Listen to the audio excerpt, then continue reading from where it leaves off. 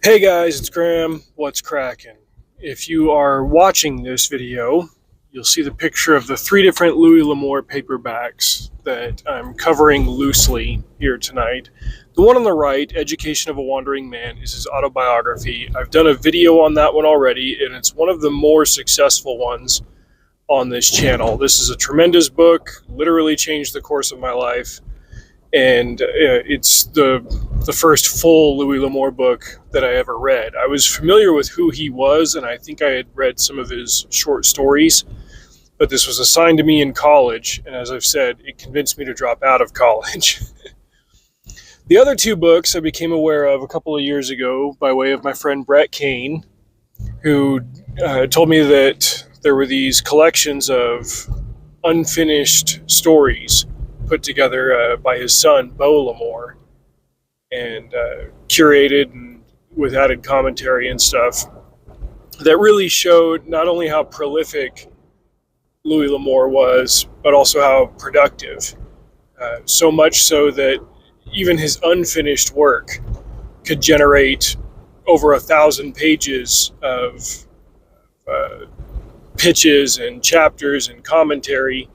Or if you're an audiobook listener like me, we're talking about 40 hours worth of content, just analyzing different ideas that the man had. I'm into the second volume now, and this is not going to be a complete rundown of those lost treasures. I'm going to have a more detailed commentary for these, much like I did with Education of a Wandering Man. But specifically, today I finished reading probably the longest unfinished piece in either of these collections.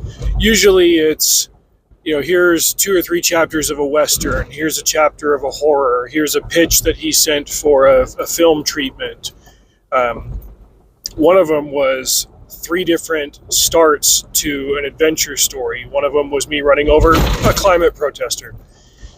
Well, this one was, the story was just under the working title of Ben Mallory, and it was 17 chapters. I mean, he put some significant work into this story that he never finished. And he also started this book, I want to say like 3 different times in the 60s and 70s. And, as was often the case with these different treatments, he either never got to finish it, or he had other work that obligated him to focus on something else, and so it went. I mean, the man was a full-time writer, and by the stories that Beau L'Amour shares in here, I mean, he was at it 6 or 7 days a week. Every time they took a family trip, it was so that Dad could go see a museum or something and learn more for a piece that he was writing. I mean, the man was just always on. And there's a quality in there that I admire. In studying the lives of other committed artists, oftentimes you see guys that are so committed to their craft, it's to the detriment of their personal relations. But so far as Beau L'Amour is, like I said, curating the unfinished pieces of his father's bibliography, you really get the impression that Louis L'Amour's family was on board, and they loved the patriarch of their family, and his work was just part of all of their lives. And that's rare, and that's worth admiration. As I look at Louis L'Amour and his productivity and try to take lessons from it and think, what could I be doing differently?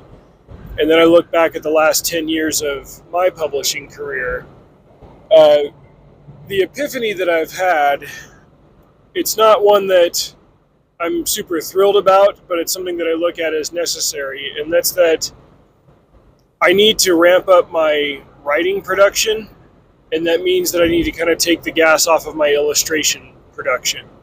I'm still going to illustrate, but I also need to spend more time consuming and studying the materials that I've purchased over the years that can help me improve my craft. It goes without saying that the biggest improvements have come through production, but I can also look at books that I finished recently, like Howling Wilderness last year, and say, okay, I'm still making some of the mistakes that I was making at the beginning of my career. I do need to spend some more time in the theory and practice side of it and not just in the learn by production side. I think I've done a lot of that, and I will still learn by producing, but I need to stop producing and then throwing it into a book and continuing to go on. Why is that? Well, it's been my goal to publish at least one thing per year since I started in 2014. I think I need to be producing more, and I need to be writing more, and I need to be sending off more books. And in order for that to work, I just need to be writing a lot more often. I will still self-publish certain things, but in order to get there, I've got to do the writing. If I'm going to write a book and illustrate it, I mean, top to bottom, beginning to end, let's say I get through half a dozen drafts on it in the writing side, however long that takes me, it's going to take at least that long to turn around and illustrate however many pieces I want to do for it. That takes time, and honestly, the readers that I'm trying to reach, in the end, they're not as interested in illustrations. That frustrates me, but it's a fact that I've got to grapple with. If I were to do a completely illustrated project like a graphic novel, that would be a different animal. There was a different segment of readers that would be interested in that, and I very well may do so. Another obstacle that I'm up against is that when it comes time to do, free or discounted ebook promotions for my work, ebook files with illustrations in them are going to be considerably larger than just text files. And when you're distributing through Amazon, there are limits to how low the price can go based on file size. I literally can't sell the ebook of Howling Wilderness for less than the $5 that the price is listed right now. Which is, I understand, steep for an ebook, especially a guy who's not established like I am. I do the work, I don't have the reader base. I have to figure that out. And so in order to expand my reader base, I need to expand my production, and to expand my writing production, I need to scale back on the time that I'm committing to illustration production. I am an artist at heart. I've always been a writer. I've always been an illustrator, but I need to reach readers, and readers are less interested in pictures, and that's just something that I've got to grapple with for now. Once I get to the point where I can supplement some of my income with writing every year, then I can scale back on the number of hours and the number of cases that I've got to move every week at work. I can put in bids for smaller routes, and I can spend more time doing that. These are just things that I'm learning from studying the life of Louis L'Amour, and I'm especially grateful to his son, Beau, for this supplemental material that he's put together in the Lost Treasures collection, because it's helping me to see that, what to do and how to do it. Obviously L'Amour lived in a different technological era than I did, but there are many of the principles that still apply for the 21st century.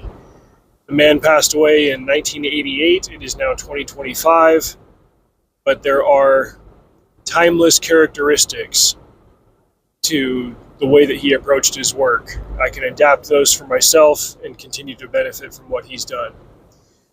Anyway, those are my thoughts. I really, really love these books. I'm looking forward to finishing volume 2, but I'm just very slowly crawling through it because, again, these are incomplete stories, so the point of reading them is to learn and to ponder on why they were incomplete, and B, they're annotated by Beau. This isn't just something that I'm reading for entertainment. This is part of my own wandering man's education. Once I get done, I've got annotations on all of these, and I'll do a longer and more detailed video on the merits of these works and who can benefit from reading them as I have. Anyway, those are my thoughts for tonight. Thanks for watching. Drive safe. See you out there.